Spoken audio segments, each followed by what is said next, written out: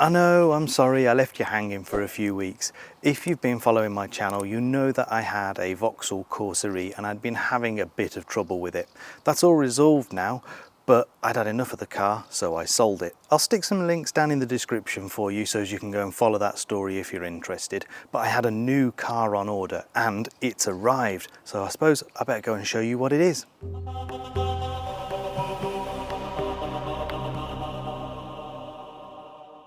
Here's your first clue, it's very blue. It's somewhere between blue Smarty blue and blue M&M blue. Not quite the same as either of them, but it's somewhere in between. It has some very fancy looking headlights and lots of strange curves. And this really weird not a spoiler area at the back. That's right, it's an MG4. So why have I gone for the MG4 then? Well, there are two main reasons. One is cost, you get a lot for your money. Oh, what's the other one? I've forgotten what the other one is. The other reason is size. So let's start by talking about cost then. I've got this car on a 4-year lease. I've never done a lease before. This is the first time I've leased a car. I've normally purchased the car outright using some sort of personal loan. But this is a bit different. I don't know if it'll work out for me or if I like it, but we'll find out. I can change my mind in 4 years' time. I did it through a salary sacrifice scheme, which meant there was no deposit needed, which was quite a selling point really. So no money up front and it comes straight out of my salary, and there's a bit of a tax saving involved with that as well because it sort of counts as a company car.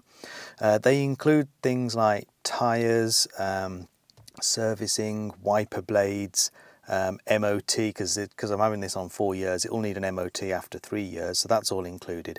They do jack up the price quite a bit compared to if you were to go and get it straight from the dealer, but yeah, it sort of, because of the tax savings, it sort of works itself out. It is still a bit cheaper this way, and certainly with no upfront deposit that makes a big difference.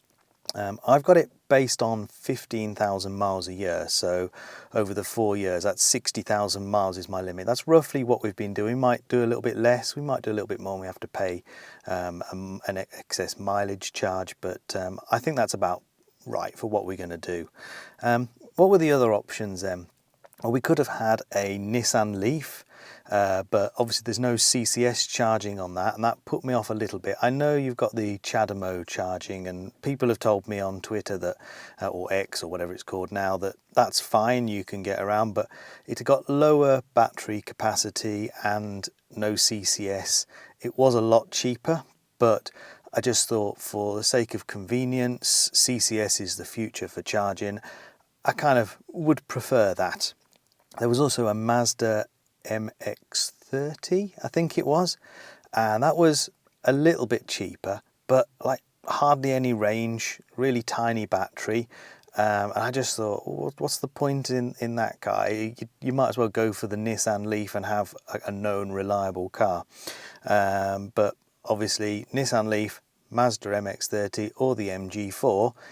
MG4 seemed like the best all-rounder. So I did also investigate a Tesla Model Y, and that was very tempting because their leases over 4 years with 15,000 miles a year are only £440 a month. Now that is over, or well over, £100 a month more than I'm paying for the MG4, and I'd have had to have paid 9 months up front, so it would have been quite a financial stretch, but we'd have ended up with an amazing car. But now this brings me on to the second reason I got the MG4. So my wife drives the car to work and she has to use on-street parking, and they're quite narrow roads with lots of double parking going on, and the spaces that she can find are quite small. Now the Tesla Model Y is over 2 meters wide. It's quite big and difficult to fit in these little spaces or find a space that could fit it. Whereas the MG4 is narrower and shorter, so it's a lot more sensible for parking where she works. Anyway, let's have a look around at the car then. So I've come to sit in the back of the car just to demonstrate that there is absolutely tons of space in here, especially compared to the Corsa. I have got the special protective seat on right now because we use it to take our dog out for a walk, and we really don't want to ruin the seats of a leased car, especially because I don't want to have to pay for that at the end of the lease. So I know I'm only 5'9", but I have got absolutely loads of leg room.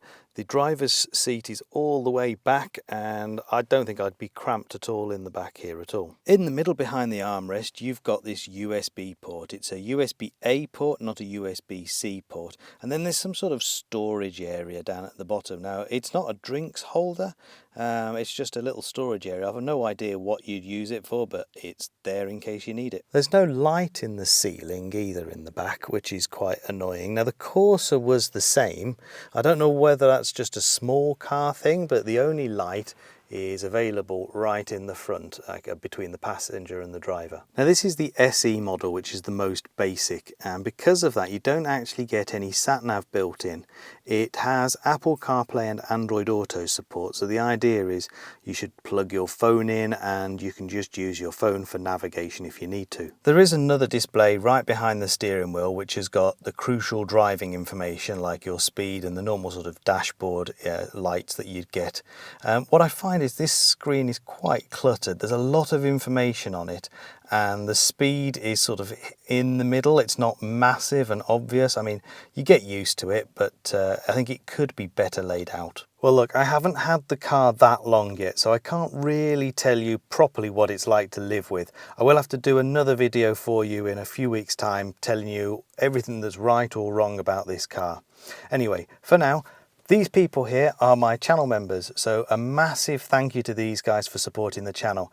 If you'd like to support the channel and become a member too and get things like early access to my videos, then please check out the link in the description below.